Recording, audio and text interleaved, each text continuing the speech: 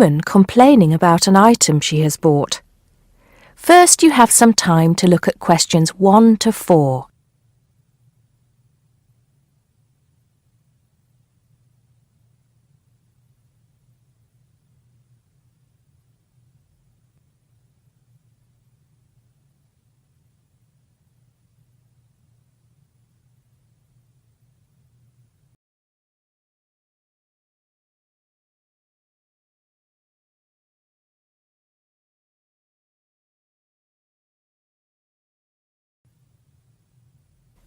Listen carefully and answer questions 1 to 4. Smart Electricals, Mike speaking. How may I help you today? Good morning. I'm calling to complain about an item I recently purchased from your company. I'm not happy with it. Oh, I'm really sorry to hear that. I'll take you through the company's complaints procedure. I'll need to retrieve your files from our records so that we can discuss the problem properly and find a solution. I'll need to take some details from you first. Is that okay?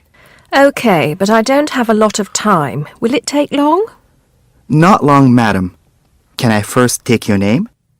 Yes, it's Susan Yorke. Yorke. Okay. Can I have the address, please? Yes, it's Flat 1, 25 Alpine Avenue. That's ALPINE Avenue, Harchester. The postcode is HA6 5LD. Okay. Next. Could you give me your telephone number? Preferably one that we can call you on during normal working hours. Well, the home one is 01734 525 268. But you're only likely to catch me on that number in the evenings. I usually have my mobile phone with me during the day, though. It's probably best to take that number then. All right. My mobile number is 0781 233 452. And do you have the order reference number on you, by any chance? Well, I have the receipt that the camera came with in front of me. Ah, good. Which number is it? It's a bit confusing. It should be the 7-digit number on the top left corner of your invoice. Let me have a look. I need my glasses. Found it. It's DMX8443. Thanks. Now, when did you purchase the item? Well, the camera was delivered last Monday, on the 1st of February. I ordered it online about 2 weeks before that, but I can't remember the exact date. If you have another look on the invoice receipt, the date should be there. Oh, yes. Here it is. January the 15th. Okay, I'll make a note of that. So, the item is a digital camera? Yes, it's the Aqua PowerShot model in silver. Thank you. Did you take out any kind of insurance when you bought it? Well, no, it was on special offer. I didn't need to pay any extra for the insurance because it came with a special 4-star policy.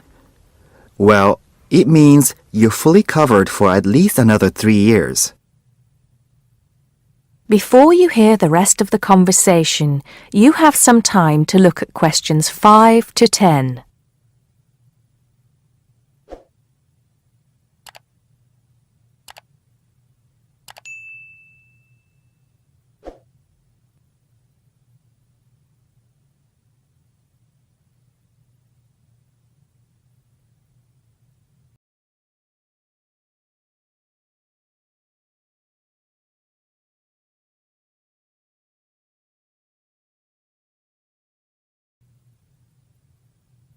Now listen and answer questions 5 to 10.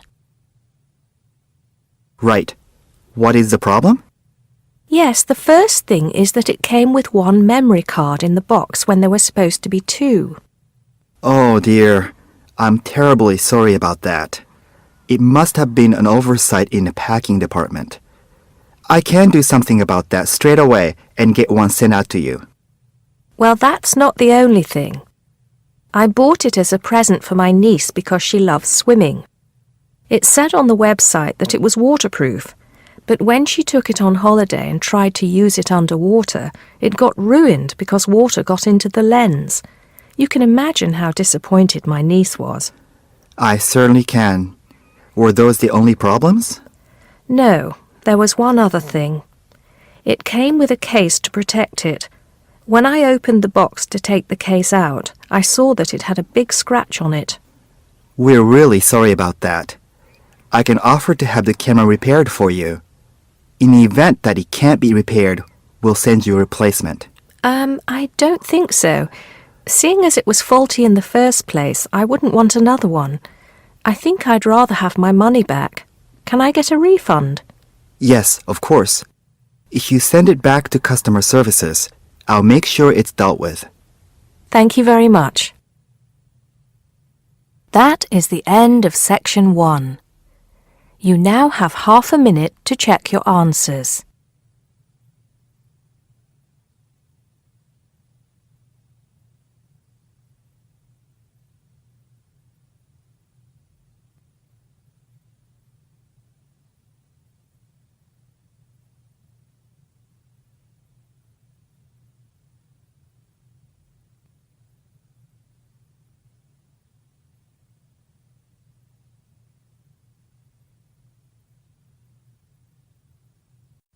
Now turn to Section 2.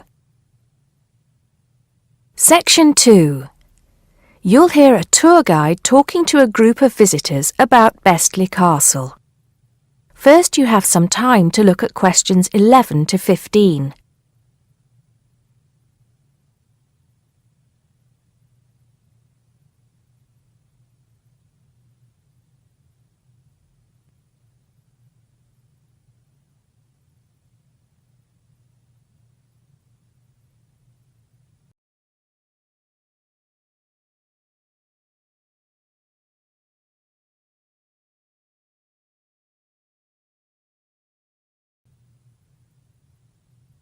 Now listen carefully and answer questions 11 to 15. Welcome to Bestley Castle. It's nice to see so many of you here today. Before we go in, I'd like to tell you some information about the castle, the things to see and do, and the facilities available to you in the grounds. We'll do our best to make this a truly memorable visit. Now, the castle grounds are quite big, and we don't want you to get lost, so I'm going to give you an idea of the layout. At the moment, we are at the entrance, and immediately to our left is the Tourist Information Office. Go here if you need any questions answered. They'll be happy to help. And of course, behind the tourist office is the car park where the coach dropped you off, and it'll also pick you up from the same spot at 5 p.m. today. In front of us are the water gardens. If you stroll through, you get to the North Bridge, which is the entrance to Bestley Castle. Take your time and enjoy looking around the castle. There is a lot of history steeped in those walls. As you leave the castle via the South Bridge, you'll be greeted with the sight of roaming deer. During the day, there will be scheduled feeding opportunities where visitors can get involved. However, we do request that you do not feed the deer outside these times. To the right of the deer park is the Castle Museum, and behind that is our award-winning restaurant. It's a relatively new addition to the castle grounds, but is fast gaining a reputation for its food. Alternatively, you can choose to dine in the picnic area on the other side of the deer park.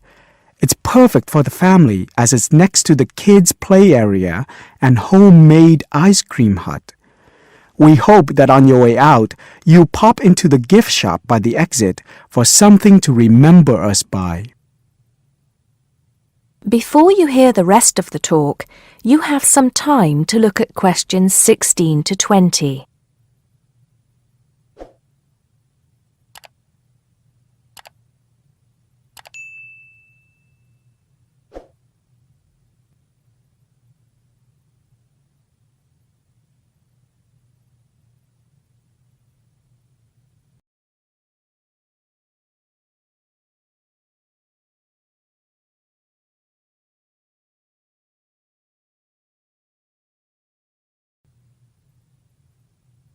Now listen and answer questions 16 to 20. Admission to the grounds is free for all. That includes the museum, gardens, and picnic area. There is an admission fee for the castle, which is £6.50 for adults, with a 10% discount for students and retired people. Children under the age of 16 pay half adult price, and under 8 go in free. There are many spectacular events throughout the year, and for most of them, there's also an admission fee. As these events are in high demand, it's a good idea to book well in advance. Some of the exciting events planned for this year are the Summer Medieval Festival, where you can watch old-fashioned nights and experience a feast in the halls of the castle, as if you were a guest of King Henry VIII himself. There are several concerts planned this year too, including a rock concert, at an admission price of £10 per person, and a special jazz concert, which is free to the public. I'm sure you'll agree that all tastes and ages will be satisfied. One scary but extremely popular event is the annual Haunted Castle event at the end of October, where the castle comes alive at night. Why don't you come along if you're brave enough? Another sight to see is the fantastic firework display on November 5th, and the cost of that includes refreshments. We also have a long tradition of raising money for charity. The charity event held every year on the first day of May will this year be an archery contest. Entrance is free, but donations are certainly welcome. This year, we'll be collecting money on behalf of a charity for elderly people, Age Concern. Just in case you can't remember all of that, you can pick up a leaflet showing the timetable and prices for all events from the Tourist Information Desk. You can also go online to get this information from our website. That is the end of section 2. You now have half a minute to check your answers.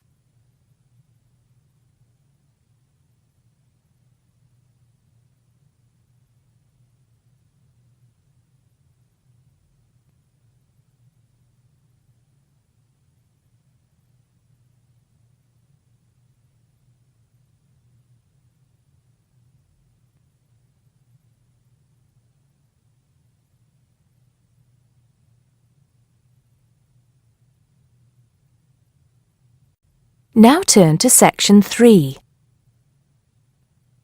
Section 3. You'll hear 3 university students talking about a presentation which one of them has to give. First, you have some time to look at questions 21 to 24.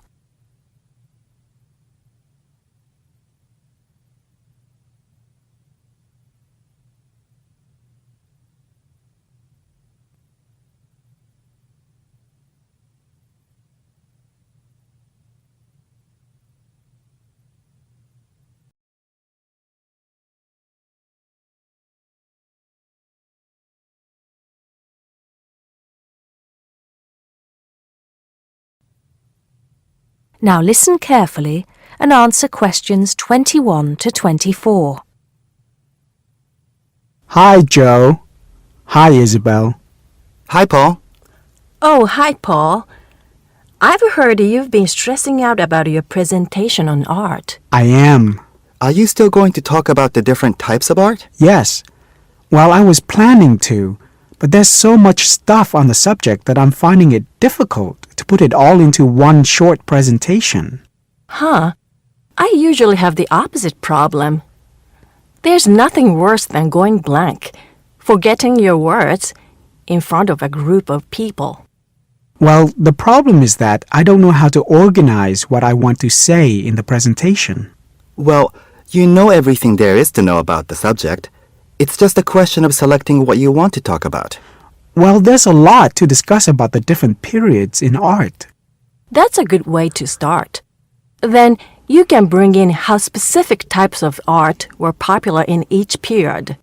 Yes, like how sculpture was popular in the classical period and paintings were popular in the Renaissance period. and how now a wide variety of media are used to create modern art. As long as you keep it concise, because it's a large area, there are so many periods and movements in art, and you don't want to just list them one by one. I agree. An explanation of the movements and periods in art wouldn't be too long. You're right.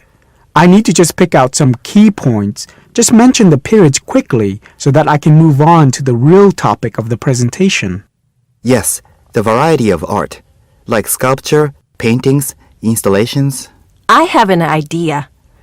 Why don't you prepare a timeline to show to the class? That would be a nice visual, and it would focus your ideas so you don't get too sidetracked. Great idea. It would certainly cut down on time. Right then, where are we? You'll begin with a very short introduction to the historical periods of art. Then, you'll talk about popular types of art within these periods. That's sorted. Maybe you could also mention some key works of art in each period, like the Venus de Milo statue or the Scream by Edvard Munch, and give some interesting facts on them. That's not a bad idea, because it does give people a frame of reference when I talk about specific kinds of art. After giving a historical context, I should really talk about different forms of art, shouldn't I? Yes, you should. After that, you can conclude with a question on what is considered to be art. Now, that would be really interesting. Yes, comparing the traditional views of art with modern views. Exactly. I think I'll have a collection of pictures, including famous pieces of art from classic to modern, projected on the wall, like the Mona Lisa, and some pop art, and ask people whether they think it's art or not. Before you hear the rest of the conversation, you have some time to look at questions 25 to 30.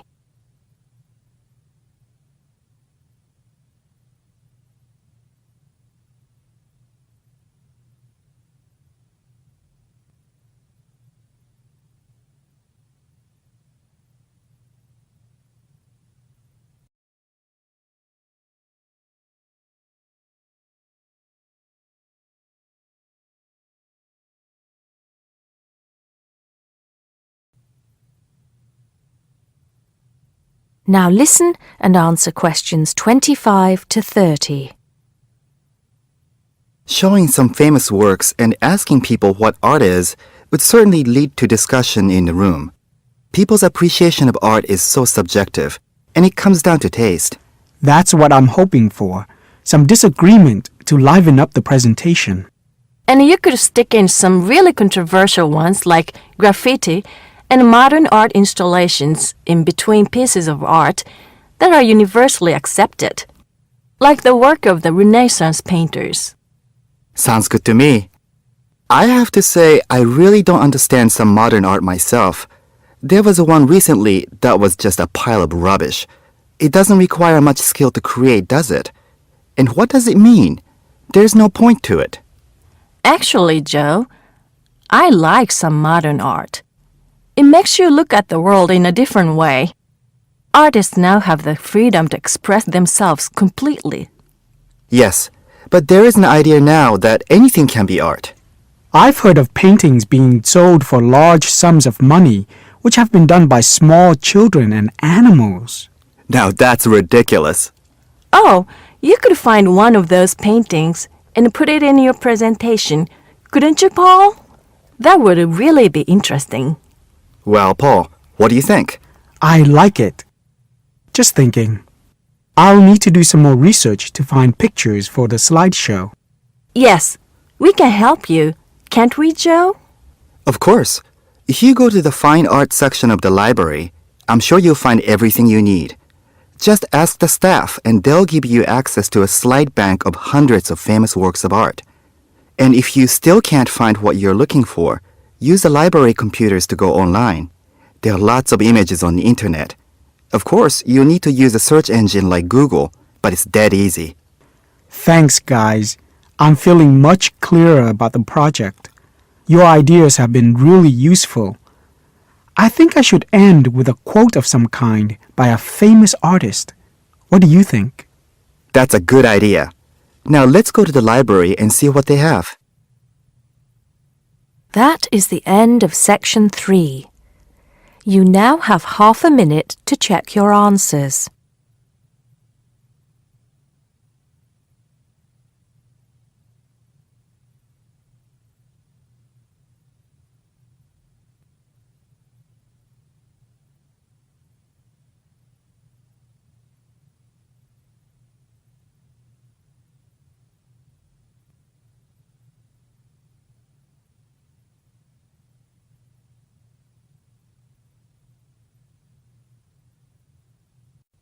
Now turn to section 4. Section 4. You'll hear a lecturer talking to students about languages. First, you have some time to look at questions 31 to 36.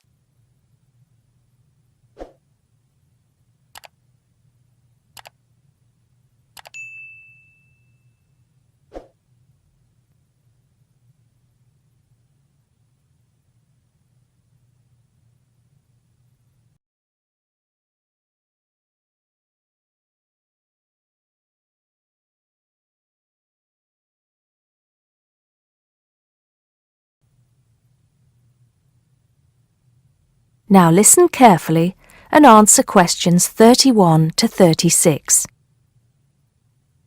Good afternoon, everybody. Today, in the first lecture on anthropology, we're going to look at languages and how they are disappearing fast and what effect that's having on people and the world as a whole. We hear so much in the news about the possible extinction of animal and plant species in the world. It's a sad thing that one day certain animals will cease to exist. But how many of you are aware that the world's languages are facing a similar threat? Believe it or not, there are currently more than 6,000 languages spoken in the world today, but experts believe that by the end of this century, this number will be reduced to half. And as each language dies, the culture and specialized knowledge of a community dies with it. The unique knowledge of the environment, local wildlife, plants, animals, and ecosystems, not to mention the cultural traditions of the people themselves, will become lost forever. In essence, each language is not just spoken or written words strung together. Language has the power to hold the entire history of a people. Approximately one language dies every 2 weeks. This is an unprecedented situation. Never before in history has there been this rate of rapid decline. Most human languages are spoken by relatively very few people. Let's put this into perspective. The Ethnologue, the leading authority on the world's languages, has put together a list of every living language known to man. There are over 6,500, of which 6,000 have available population figures. Now, 109 million people speak just 10 of these languages, and they are the major languages of the world. At the opposite end of the scale, there are minority languages which are only spoken by a few people, and that's what this chart is illustrating.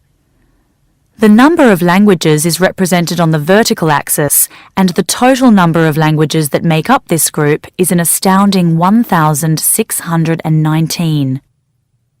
For each of these smaller language groups, the population range of speakers goes from 1 to 999.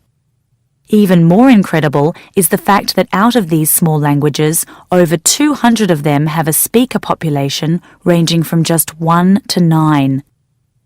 Imagine only 9 people speaking your language in the whole world, or even only 1 or 2 people. Now, let's think geographically. In total, there are 516 languages that are nearly extinct, where only a few members of the older generation survive. When they die, the language will die with them, lost forever. The majority of nearly extinct languages come from the Pacific and the Americas, making up 74%, followed by Asia at 15%. Europe has the smallest percentage of languages that are nearly extinct, only 2%.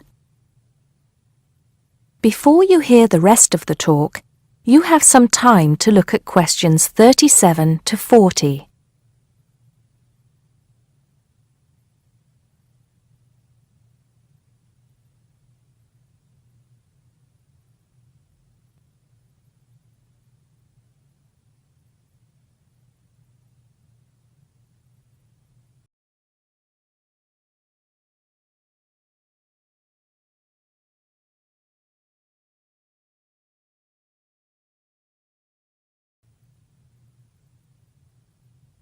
Now listen and answer questions 37 to 40.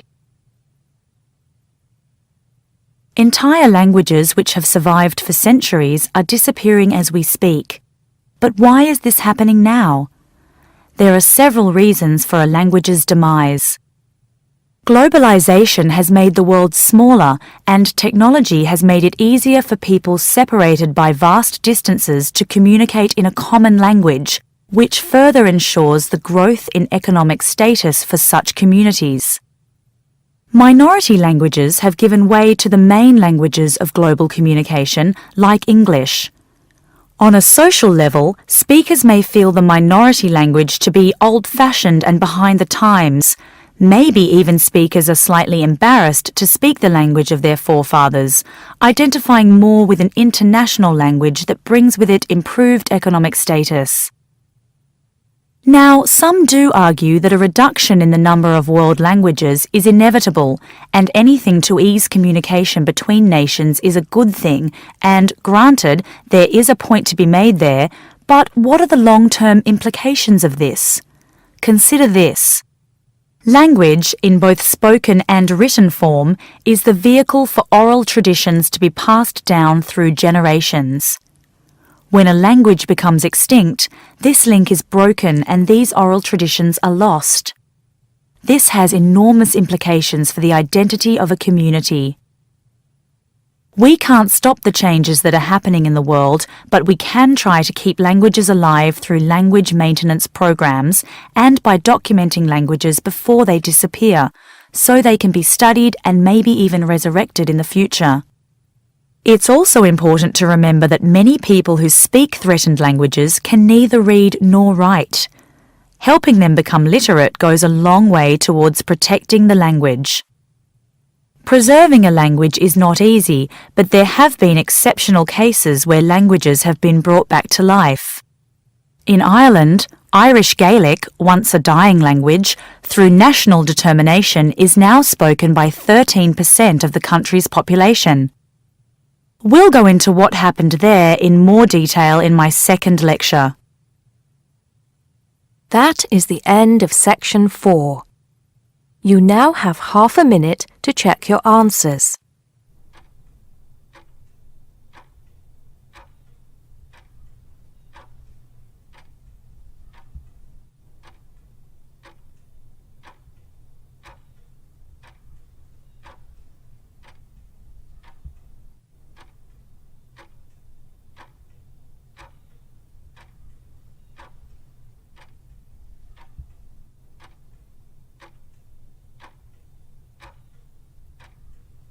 That is the end of the listening test.